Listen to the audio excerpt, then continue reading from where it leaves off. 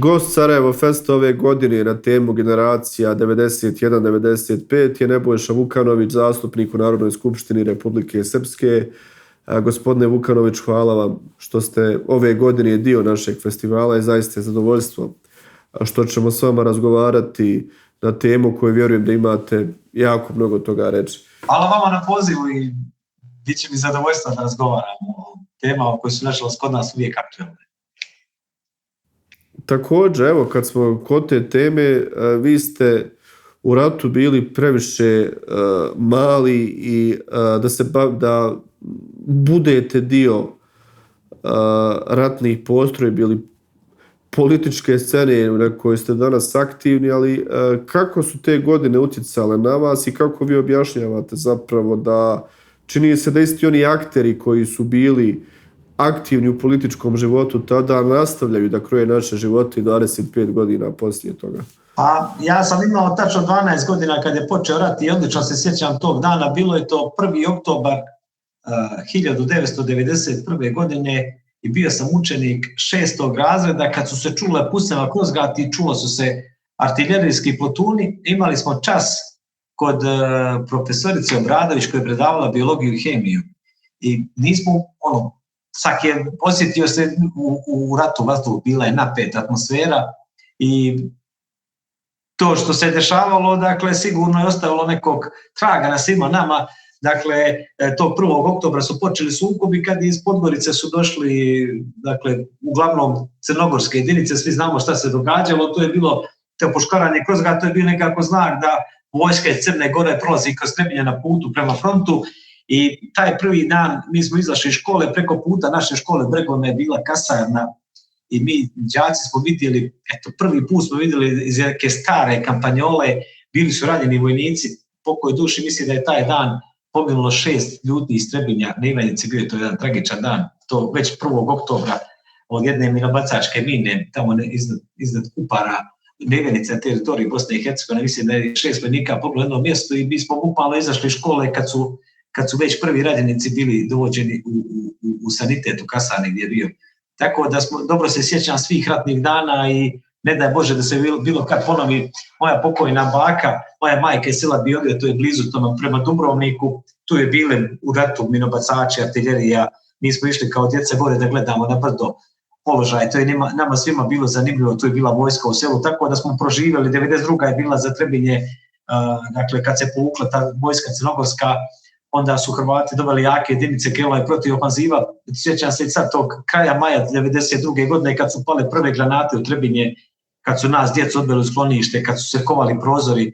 Dakle, odlično, imao sam dovoljno godina da se svega sjećam, ali bio sam više mlada u bilo čemu tomu je učestvovao i mislim da je danas vrhunski patriotizam za sve nas na ovim prostorima, ne samo u Bosni i Hercegovini, da živimo u miru i stabilnosti, jer svi znamo ko je god okusio, niste morali biti aktivan učesnik rata, ali znate koliko je neizvjesnosti zemlje, koliko ste tragičnih momenata. Čovjek koji je stanovao kod nas, da se sjeti njega, jedan Miro Škrivan, on je bukvalno poginuo negdje pred potpisivanje Daytona, bio je podstanar kod mene u kući, strašan čovjek, radio u pekari, mladić jedan, i bukvalno je poginuo na samom kraju rata, mislim da je bio potpisan primjer i on je nekako nešto je bilo izašao minsko polje i tragično nastradao, mislim jedan od posljednjih žrtava. Baš je bilo to traumatično, stalo je kod nas, mislim odrastao sam sa tim čovjekom, tako da ne daj Bože da se bilo kad više na ovim prostorima ponovi rat i stradanje, zato uporno govorim da je bilo kakvo zveckanje i bilo kakva napetost vrlo opasna i da je vrhunski patriotizam i za Srbe i za Hrvate i za Bošnjake u Bosni i Hercegovini, a i cijelom regionu da izvučemo greške iz prošlosti, da se više nikad ne ponovi rat i stradanje kakve smo imali, nažalost, 90. godina i 3 velika rata u prošlom vijeku. Evo, kada to spominjete, kako vi onda posmatrate to što pojedini politički lideri danas vrlo onako nonšalantno ponavljaju da može doći do novog rata, da oni imaju dovoljno ljudi koji su spremni da ratuju, neću da ih imenujem, znamo o kome je tu riječ, i da se rat u našem javnom diskursu svakodnevno spominje kao nešto što je poput, ne znam, odlaska u pozorište ili u kino. U ratu govore o vojnim. Dakle, šta je problem s tim ljudima? A neki od njih su s nami učestvovali u ratu, čak i na prvoj liniji. Neki su bili u trezoru, ali neki su čak i na prvoj liniji. Pa u ratu govore oni koji su u ratu najviše profitirali, ti rat priželjkuju. Nažalost, rat je mnogima donio stradanje, nevolje, gubitak bližih članova porodice, dijelova tijela, imovine, mnogi su postali beskućnici, izbjeglice, izgubili su sve, ali je bio jedan mali broj ljudi, ratnih profitera koji su u ratnim vremenima stekli ogromno bogatstvo. Evo, moram vam to reći kad me već pitate, ali ministar objavio sam nekad davno kad sam istraživao dokumenta, trenutni ministar saobraćaja i komunikacija Bosne i Hercegovine, gospodin Mitrović, ima firmu koja se bavila prodajom benzina i otkrio sam da je od njega Dodik i njegova firma i Gokea kupovali su od Vojina Mitrovića gorivo u toku rata. I on je danas jedan od najbogatijih ljudi u Bosni i Hercegovini, ministar saobraćaja i komunikacija u Savjetu ministara Bosne i Hercegovine. On ne zvecka oružjem, ali to što radi Milorad Dodik, on je rato s nostalgijom gleda na ta vremena kada je uz pomoć sigurno državne bezbjednosti Srbije ili ostataka bivše službe državne bezbjednosti, jer uglavnom svi ljudi koji su ratu švercovali, bogatili se dok je narod ginuo, to su uglavnom ljudi koji su bili bliski bivšim službama bezbjednosti, uvijek se takvi ljudi rade krupnim biznisom i ratnim švercom. Ja sam objavio ta dokumenta o tome kako je Dodik izbjegao, jedan Kremenović se zvao inspektor, možete i sad pronaći na internetu, koji je napisao kaznu Dodiku zato što nije plaćao ratni porez koji je trebao za finansiranje Vojske Republike Srpske i bila mu je zapljenjena roba koju je kupio upravo od Vojina Mitrovića, radila se nafti D2, kafa i cigarete. Dakle, on je tad dobio taj nadimak čuveni Mile Rohel. I ti ljudi koji nisu propatili u ratu, koji nisu ništa izgubili, koji su se obogatili, možda oni sa nostalgijom gledaju na ta neka vremena, mislim da ni sami nisu svjesni kakve su posljedice njihove pogubne politike. Možda neki mladi ljudi koji su se rodili posle rata i koji ne znaju šta je rat i stradanje, to su čuli iz priča, nisu osjetili, nisu provodili, išli u školu po snajperima, nisu im ginuli učenici u školama, nisu proživili takve stvari, možda bi njima to donilo trenutno uzbuđenje. Ali mislim da 95% ljudi na ovim prostorima odlično zna šta su rat i stradanje, da to nikom nije nikakvog dobra donijelo i jednostavno trebalo bi naći način da se svi oni koji izazivaju bilo kakva takva, da se jednostavno zakonom sankcionišu ljudi koji raspiruju mržnju, strasti, podižu tenzije, dovode do napetosti, bukvalno varniče da izazovu neki sukob. Mi smo među protektorat međunarodne zajednice i to da li će biti sukoba i danas kao i nekad uvijek zavise stranaca. Mislim da danas strancima nije interes da se neko sukobljava na Balkanu, bar u takvih razmjena kako je bilo 90-ih, ali to što rade pojedini političari je u najmanju ruku drsko, sramno, neodgovorno i bezobrazno.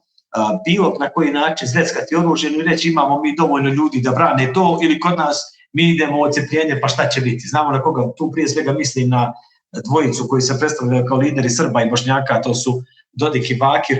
Oni najčešće udaraju u te neke ratne bubnjeve, a mislim da to rade zato što nemaju odgovornosti, nisu patriote, ne vole svoj narod i nemaju odgovornosti prema svom narodu. Da oni su nešto naučili iz prošlosti. Onda bi jedan i drugi i treći, svaki koji iskren patriota radio na rasterećenju tenzija u Bosni i Hercegovini, na istinskom pomirenju i ja to, da se ne ponavljam, o to stalno govorim. Ja sam neko ko cirkuliše cijelom Bosnom i Hercegovinom, iako sam često neshvaćen, ali mogu lično da posvjedočim 95% ljudi u sebi nema nikakve želje za bilo kakvim sukobima, za osvetom. Ljudi su vrlo tolerantni i sasvim bi normalno živjeli. Da nema ovih na vlasti koji kontaminiraju javni prostor i koji podižu tenzije, garantuje da u Bosni i Hercegovini ne bi bilo nikakvih napetosti i da bi živjeli kao što sad žive naši ljudi, sasvim normalno sarađuju u Švajcarskoj, Austriji, Njemačkoj, bilo gdje da odu, svugdje funkcioniše, samo na ovim prostorima ne mogu. Zašto? Zato što je interes zavadi pa vladaj, korumpiranim političkim elitama da mi budemo sukobljeni i da budemo roblje u njihovim rukama kako bi oni nas lakše pljačkali pod plaštom tog patriotizma. Evo kako vi gledate na to da osoba koja se bavila švercom u ratu postaje nakon rata glavni baja u Republici Srpskoj, kako on to voli reći. I pritom upravo koristi tu kvazi nacional patriotsku priču i huškanje na dnevnoj osnovi da konstantno diže tenzije, na taj način proizvodi, rekao bih, lažne sukobe u Bosni i Hercegovini? To je narod pod okupacijom, to je Andrić pisao, dugotrajna rđava vlast i okupacija toliko unište jedan narod da one samo ne razlikuje dobro od lošeg, već sopstvenu štetu od koristi. Tako da jednostavno toliko dugo su naši ljudi žive u siromaštvu, u beznađu, u anarhiji, u državi koja nema vladavine prava.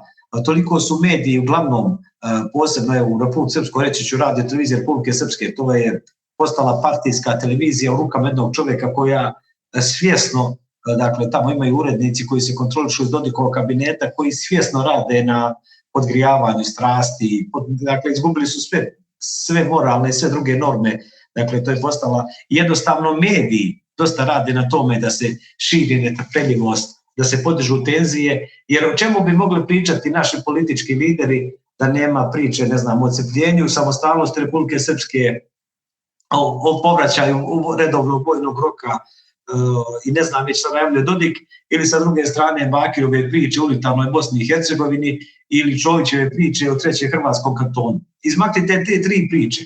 Pričat ćemo o siromaštvu, o raseljavanju, krahu zdravstvenog sistema i oni su na tom terenu klizavi. Oni ne mogu da pričaju jer znaju da su oni odgovorni zato što imamo najveću smrtnost u doba korone, da su oni odgovorni zato što mi imamo najveće raseljavanje stanovništva u Evropi, da imamo poražavajuće demografske i sve ostale pokazatelje. Podsjetit ću, za vrijeme austrougarske okupacije Bosna i Hercegovina je udvostručila broj stanovništva. A danas smo izgubili trećinu stanovništva kad su patriote naše na vlasti. Dakle, broj stanovnika je jedan od najboljih pokazatelja kako je stanje u nekoj državi. Tamo gdje je dobro, ta Norveška, iako živi na krajnjem sjeveru, oni stalno povećaju broj stanovnika, jer se tamo ljudi masovno useljavaju zbog prije svega društvenih i ekonomskih osnosa koji tamo vladaju.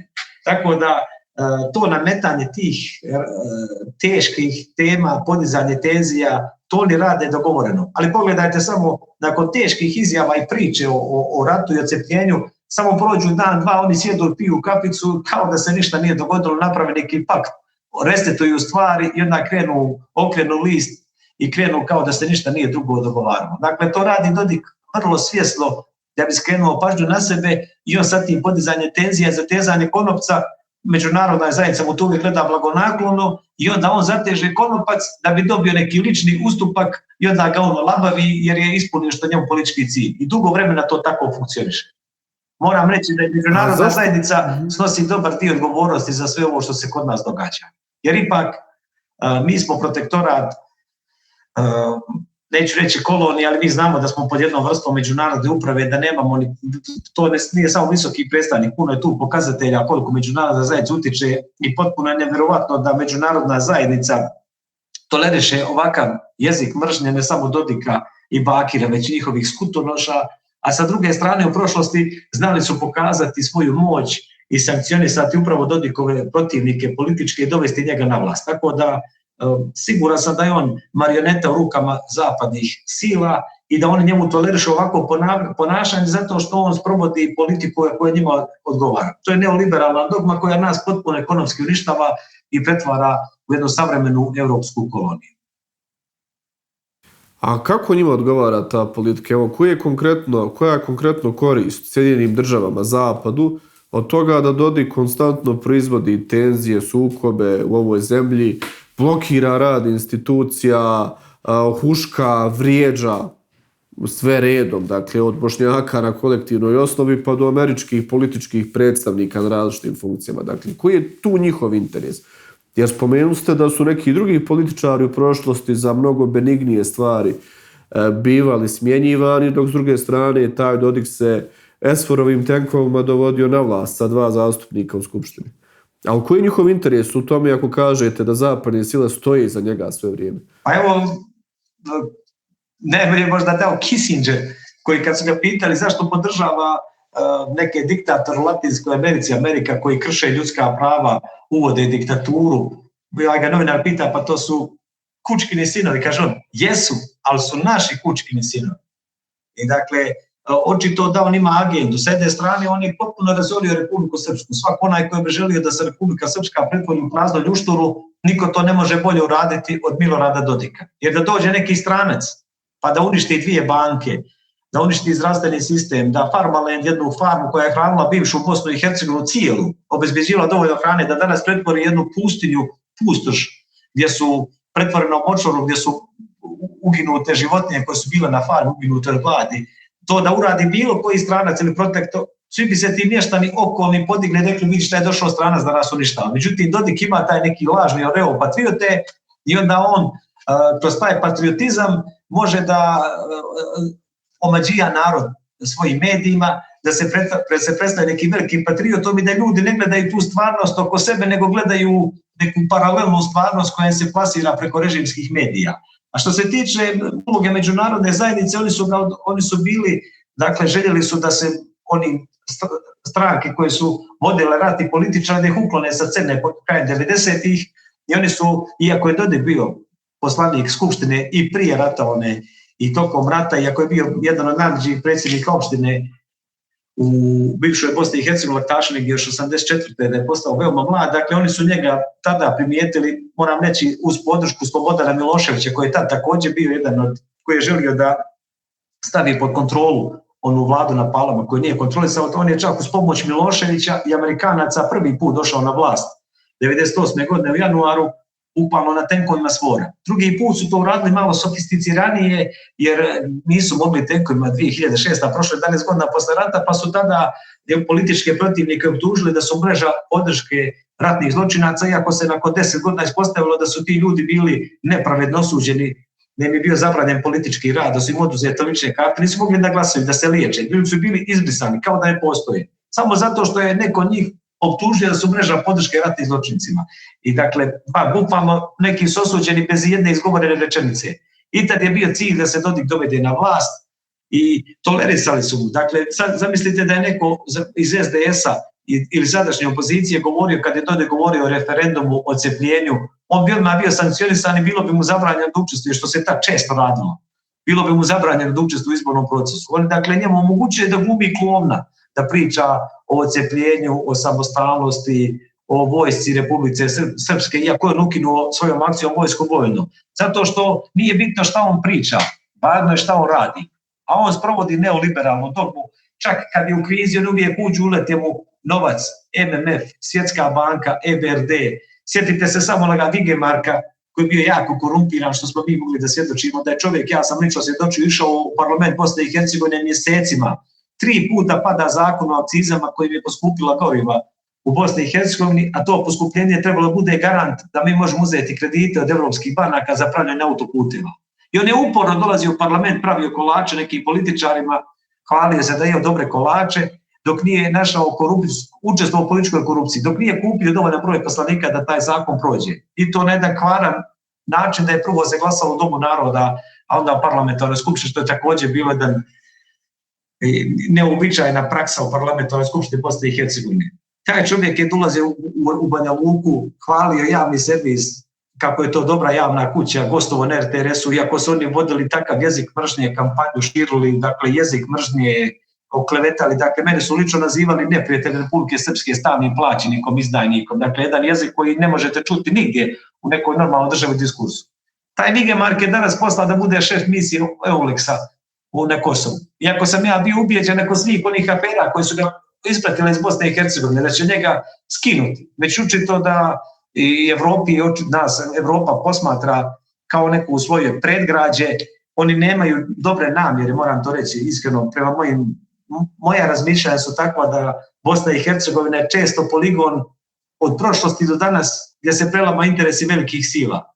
I Rusije, i Evrope, i Amerike, i Turske, i nažalost, zato što smo takva jednostavno zemlja je takvog sastava i uređenja sada i u prošlosti.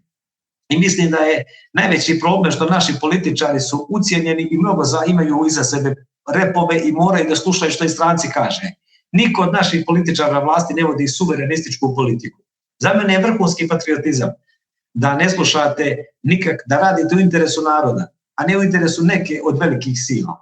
Jer znate kako, pogledajte dešavanje na Kosovu. čim Amerikanci i Njemci možda nisu u najboljim odnosima, jer Njemačka pravi sjeverni tok sa Rusijom, onda dođu oni pa im dođe Angela Merkel u Srbiju, onda Amerikanci kažu svojoj 52. zemlji koja je Kosovo, aj napravite dole neki incident, i onda ta njena posjeta i dogovor pada u drugu vodu. Ili ovdje dolazi njen predstavnik, namjerno se produktuje kriza. Dakle, često velike sile preko nas se potkusuruju, a onda odu u Siriju ili Afganistan. To je problem što mi ne možemo da iznjedrimo političare koji ne bi bili marionete u rukama velikih sila, koji bi radili autonomnu politiku. Poštujemo mi i Srbiju, i Rusiju, i Tursku, i Njemačku, i Ameriku, ali moramo raditi konsenzus, da nas ne zavađaju veliki kad njima odgovara.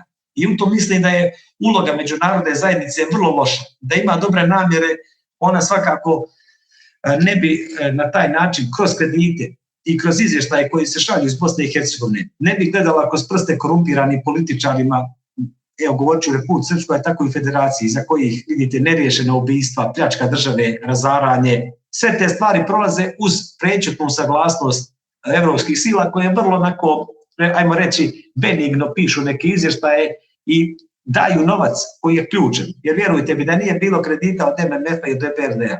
Niko od ove 3 lažne nacionalističke stranke sada ne bi bio na vlasti, jer bi sistem pukao. Čim su oni u krizi, ili MMF, ili kod nas, pošto je to malo, i Vučić ulazi i donira ogroman novac kako bi svog partnera Milorada Dodika ostavili na vlasti, vrijeme će pokazati, ali ja mislim da je njihov interes da unište Republiku Srpsku, naprave jednu praznu ljuštinu i zato Dodika podržavaju ovako dugo vremena.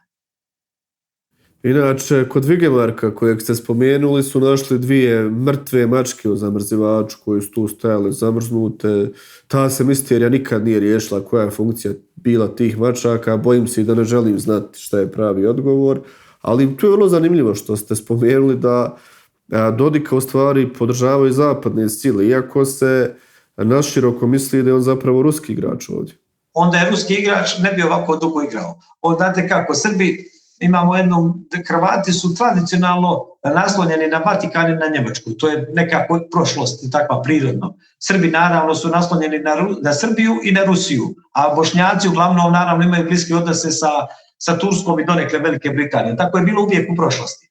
Međutim, znajući da Srbi su, veliki broj Srba su rusofili, Milorad Dodik je u nekim korupcionaškim, moram to tako nazvati, prodao naftnu industriju u Rusiju. Nikad ne znamo ko su vlasnici 40% naftne industrije Republike Srpske, koja je do njegovog dolaska na vlast dobro poslovala. Međutim, otkako su Rusi kupili, rafinerija Brod ne radi, Nestor grupacija je bila akumulirala velike gubitke i ova rafinerija ulja u Modriči nije baš u najboljem stanju. Mi ne znamo ko su 40% vlasnici te firme Njefte Gazinkor, kako se zove.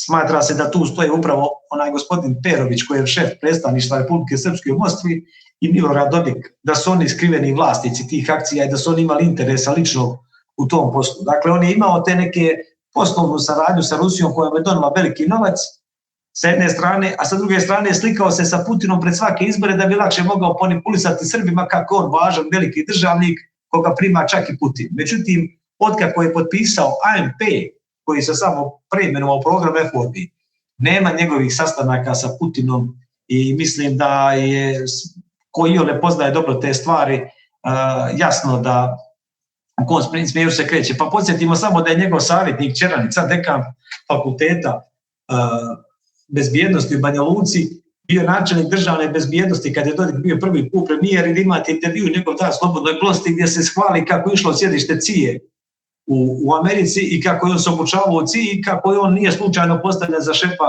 državne bezbjednosti Republike Srpske. Tako da Medlina Albright je nazivala Dodika Daško svježine na Balkanu, a još jedna zanimljivost za vas, ovaj gospodin Escobar koji sad dolazi u Bosnu i Hercegovinu, da on je bio šef kancelarije u Banja Luci ambasade Sjedinjenih Američkih Država i aktivno je pomagao prvi put dolazak Milorada Dodika na vlast. Tako da se on i Escobar znaju više od 20 godina.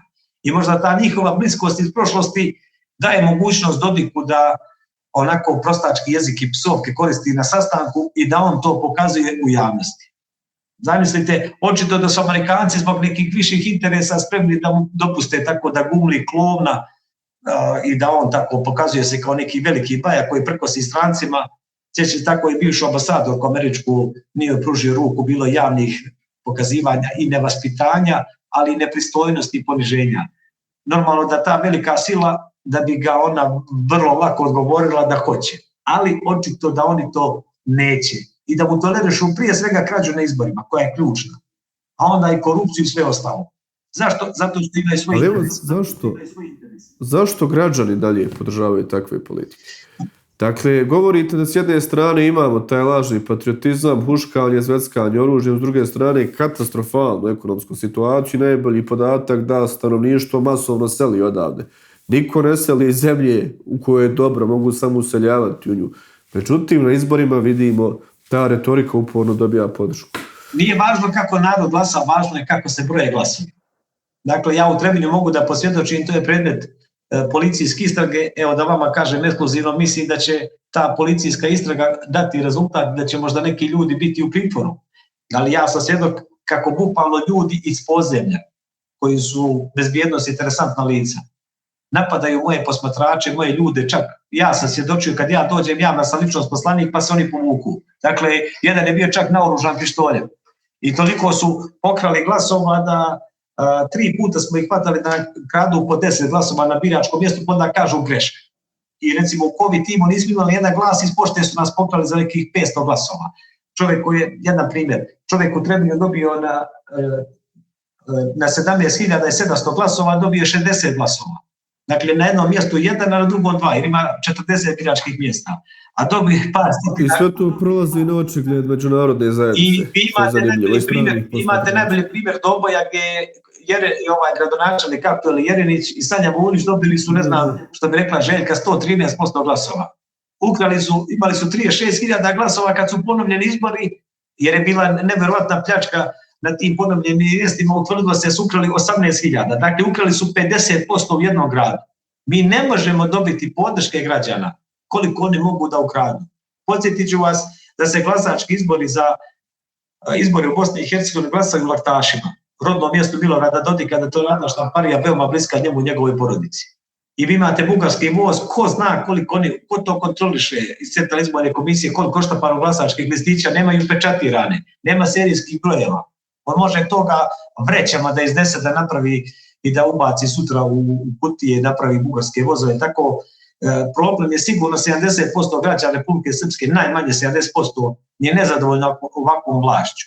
I svi oni koji su protjerani, ako imaju pravo glasa. Međutim, svjedoci smo da se prekraja izborna volja građana tako što se nevjerovatno krše i krade. To je u Zvorniku, recimo, svaki iz SNSD ima 100% glasova. Što ne postoji teoretska šansa da svi dobijaju 100% glasova na nekim biračkim mjestima. Dakle, jednostavno vi ne možete imate čovjeka jednog, oni ga kupe, daju mu 300-400 eura, čovjek zažmiri, ode odatle i oni bukvalno rade šta hoće. I izborna volja već godinama ne oslikava stvarnu volju građana. Ja sam nedavno baš imao prilike da razgovaram s nekim ambasadorima nekih zapadnih zemalja kojima sam im rekao, vi ne trebate da skidate njih sa vlasti. Trebaju samo 2 stvari. Nemojte im davati novac i javnu podršku, makar ona bila prečutna. I drugo, donirajte kao Europska unija i OSC, donirajte skenere i videokamere da se snima svako glasačko mjesto šta se radi tokom cijelog dana. I kad vi završite izbore... Zašto ne elektronsko brojanje uvesti? Dakle, imate taj primjer, 2016. godine smo mi dobili uređaje za elektronsko brojanje koji nikada nisu stavili u funkciju, a tu ste na licu mjesta, dakle, ne bi se moglo varati jer bi na licu mjesta s uračunog glasa koga ste glasali kao glasač. I to je to kao što su primijenile razvijene demokratije. Ali evo zašto mi u politici 30 godina gledamo ljude koji su zapravo ratni političari, bili su velika većina njih, imala neku ulogu u ratu. Dodik je bio zastupnik u Skupštini Republike Srpske, Bakir Izetbegović je bio kod svog oca u kabinetu, Šefik Džaferović je bio funkcioner SDA u svojoj rodnoj Zenici. Mogli bismo tako u nedogled. Zašto se ne dešava smjena generacija, isti političari, isti narativi, iste ideje dalje dominiraju našom političkom scenom? Pa problem je što sigurno je tu problem što ima jedan generacijski sukob koji se može vidjeti kod nas u Republici Srpskoj. Vidite, ima jedna generacija mlađih političara koji su se pojavili i ne bih ja to produbljivao, ali ima dosta ljudi, ovih političara stare garde, koji na nas mlade gledaju s nekom jednom vrstom podozrenja i... Je li nam, izvinite što te prekidali, je li nam treba smjena generacija u politici ovdje? Dakle, trebaju nam dvije stvari. Treba nam smjena generacija i ilustracija. Svi ljudi, dakle svaka zemlja koja je bila dio istočnog bloka, svaka zemlja koja je izvršila ilustraciju, u pravom smislu te riječi, krupnim koracima je krenula ka zapadnim zemljama, danas ima Češka, Slovačka, pa da ne nabrajamo dalje. Dakle, to su bili frapantni podaci koliko biste ljudi visokih vjerskih velikodostojnika, biskupa, muftija, vladika, koliko biste našli političara koji su bili saradnici tajne službe bezbjednosti ili koji su bili političari koji su kršili ljudska prava. Sa izvršenjem ilustracije 70-80% tih političara iz 90-ih bi nestali sa političke scene. Također moraju doći neke nove politike. Ne može se danas SDA ili HDZ ili stranke koje su nastale prije 30 godina imaju neki program, ne mogu one stranke, ne mogu one voditi ovu zemlju korak naprijed. Dakle, one ne prate niti savremene trendove, one su učmale, unutar samih tih stranaka postoji dakle mnoštvo frakcija, to najbolje vidite po SDA kojima imate 4-5 puta se sukobljavaju, one funkcionišu, moram tako da ne bude grub, ali kao mafijaške grupe koje imaju različite klanove, da tamo dolazi do sukoba oko preotimanja nekih teritorija u mafiji, a ovdje nekih funkcija. Tako da čitav politički sistem je u jednom velikom problemu i mislim da treba izvršiti restart i da je to ključno da se dođe do smjene generacija, da dođe na nova generacija mladih ljudi koji nisu opterećeni prošlošću i nisu ucijenjeni. To je ključna stvar. Nemaju nikakve hipoteke i koji bi mogli da uvedu jedan potpuno novi i drugačiji diskurs. Zamislite da u Bosni i Hercegovini vi danas imate političare koji koriste jedan pristojan diskurs, koji će s poštovanjem govoriti o svim žrtvama, odati počast svakoj žrtvi, bez obzira kad je ko kako stradao, koji će sa poštovanjem govoriti o stvarima iz prošlosti, koji će se baviti ekonomskim temama, koji neće pomićivati tom, koji neće nikog vrijeđati, koji će biti spremni na kritiku, kad ih neko uhvati da su pogriješili korupciji, da se izvinu naciji, podnesu ostavku. Kad dođemo do takvog stanja, ova zemlja će dramatično krenuti naprijed. Jer mi imamo resursa. Naš veliki resurs je dijaspora, da smo protirali možda čak i ponajbolje inženjere, doktore, programere, naučnike s ovih prostora koji postižu fantastične rezultate. Čak i naši najbolji sportisti u reprezentacijama dolaze, nisu ovdje uspjeli napraviti karijeru, već sve kad su otišli u inostranstvo, tamo su ih prepoznali. Tako da ti će se ljudi vratiti na ove prostore kad im to omogućimo, kad ovo postane pravno uređena zemlja u kojoj neće biti tenzija, već u kojoj će biti sigurni da će im djeca odrastati u miru. A zato je neophodno dakle, promijeniti ove političare koji su doveli do svih ovih problema, koji su uzrok svih destabilnosti. Jednostavno trebamo ih počistiti kao baciti smetlište istorije i tako otvoriti prostora da dođu neka nova generacija ljudi koja neće biti kontaminirana ovim stvarima iz prošlosti. A vidite li vi tu generaciju političara i mislite li da će oni zaista moći donijeti te nove vrijednosti u naše društvo? Pa ja sam uvijek optimista. Nažalost, dobar dio političara, posebno vlasti mladi koji se uključeni, postaju klonovi, recimo Milorada Dodika. I onda se utrkuju da budu bahati, osioni, jednostavno sličan se slično obraduje. I kad je onako Dodik bahat, bezobrazan u obraćanju s novinarima, vrijeđa, ponaša se prostački, oni pokušavaju da budu još više bahati i da bi se njemu dodvorili, jednostavno ga kopiraju. Međutim, postoji naravno generacija svjesnih političara koji su potpuno drugačiji i koji se trude da se stvari mijenjaju sistemski iz korijena. I ja sam optimista, vrijeme radi za nas i mislim da već od naredne godine u Republici Srpskoj bi se mogle dogoditi dramatične promjene. A previše i dugo čekamo, je to skoro 16 godina. Mogao bih s vama razgovarati još najmanje 5-6 sati, ali nažalost naše vrijeme je isteklo. Hvala puno na gostovanju, Nebojša, i zadovoljstvo mi je bilo zaista. Hvala vama na pozivu i ja se nadam da će doći vrijeme gdje će se istoričari baviti stvarima iz prošlosti, gdje će stvarno biti jedan normalan, drugačiji diskurs na ovim prostorima i da im mi pokažemo da smo dio Evrope, a ne njeno predgrađe, da možemo da živimo kao sam ostali normalni svijet. A da ne bude na Bosnu se gledalo uvijek s nekim podozrenjem u Bosnu i Hercegovinu kao neki tamni vilajet iz knjiga Andrića Selmovića. Hvala vama na pozivu. Sjajan zaključak. Hvala još jedno.